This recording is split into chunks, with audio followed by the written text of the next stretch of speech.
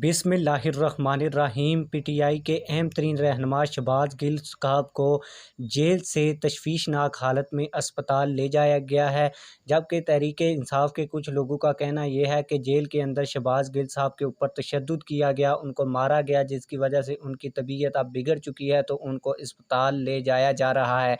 लेकिन जो जेल ज़राए हैं उनका क्या कहना है, मुकम्मल खबर आप लोगों को पढ़कर सुनाने लगा हूँ।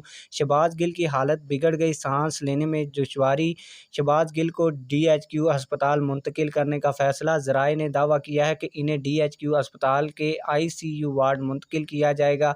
इस हवाले से MSDHQ अस्पताल भी अडयाला जेल पहुंच गई। ज़राए के मुताबिक शहबाज गिल को अस्पताल मुंतकिल करने के लिए रेस्क्यू एम्बुलेंस भी अडयाला जेल पहुंच गई है, जबकि अस्पताल का ICU भी खाली करा लिया गया है। ज़राए का कहना है कि शहबाज गिल को DHQ अस्पताल रखने के लिए आर्डर भी हासिल कर लिए गए हैं।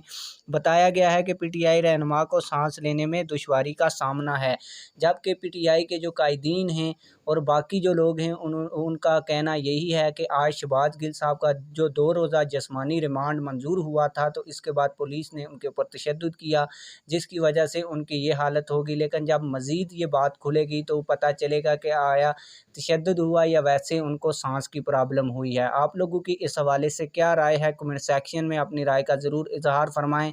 मिलते हैं किसी और वीडियो में। अल्लाह हाफिज़।